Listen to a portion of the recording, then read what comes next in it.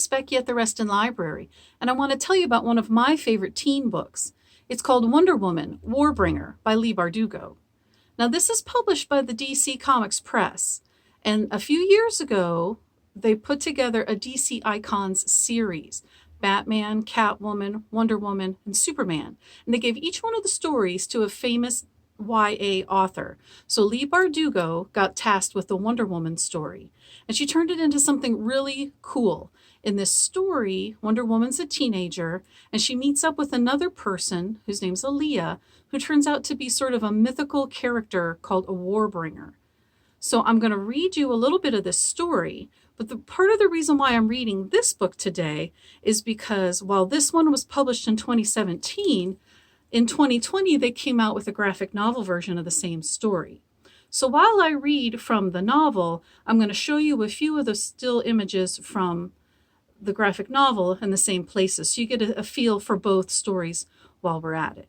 Okay, here we go. At the beginning of this book, Diana saves Aaliyah from a shipwreck.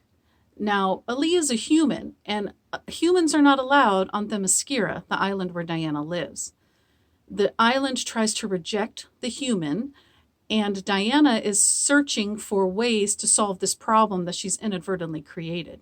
And she goes and visits the oracle on the island. And that's the part I'm going to read to you today.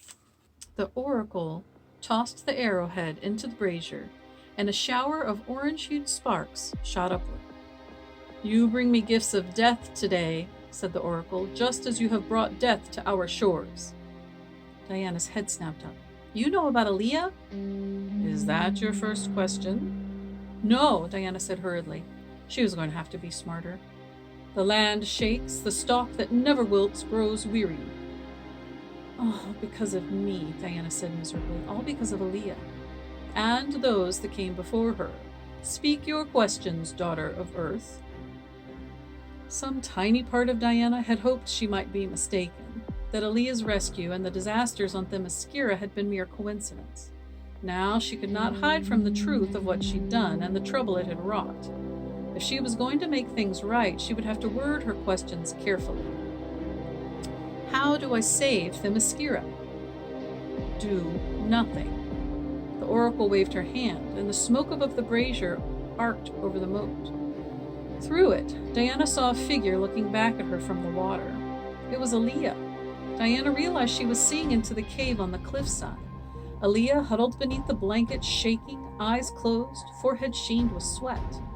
"But she wasn't injured," Diana protested. "The island is poisoning her just as she is poisoning the island. But Themyscira is older and stronger. The girl will die, and with her will pass the taint of the mortal world. Most of your sisters will survive and return to health. The city can be rebuilt. The island can be purified once more." "Most would survive? Will Maeve live?" The words burned on Diana's tongue, begging to be spoken.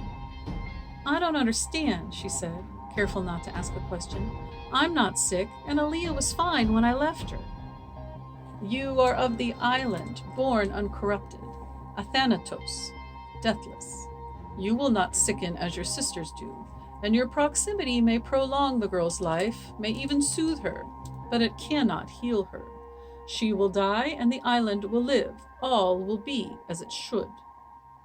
"No," Diana said, surprised at the anger in her voice. "How do I save Aaliyah's life?" Her second question gone. "You must not." "That isn't an answer." "Then call her by the name given to her ancestors, Haptandra, the Hand of War. Look into the smoke and know the truth of what she is." Again, the smoke billowed up from the brazier and spread over the water, but this time when Diana looked, it felt as if she'd been engulfed in flame. She stood at the center of a battleground, surrounded by fallen soldiers, their bodies strewn over a ruined landscape, limbs like driftwood on a black ash shore. She flinched as a massive armored vehicle roared by, a war machine of the type she'd seen in books, crushing bodies beneath its treads. She could hear a rattling sound in the distance, explosions that came in rapid bursts. As her eyes focused on the horror around her, a helpless moan escaped her lips. There, only a few feet away, lay Maeve, her heart pierced by a sword, pinned to the ground like a pale insect. The bodies that surrounded Diana were Amazons. Her eye caught on a splash of dark hair. Her mother, battle armor smashed and broken, her body discarded like so much refuse. She heard a war cry and turned, reaching for a weapon she did not have. She saw Tech. Her body blazed in sweat, her eyes battle bright, facing down some kind of monster, the kind from stories, half man, half jackal. The jackal's jaws closed over Tech's throat, shook her like a doll, tossed her aside. Tech fell, blood gushing from her torn jugular, her eyes focused on Diana, blazing with accusation. Daughter of Earth. Diana gasped, struggling for breath. The image cleared and she was looking at her own face in the water, her cheeks wet with tears.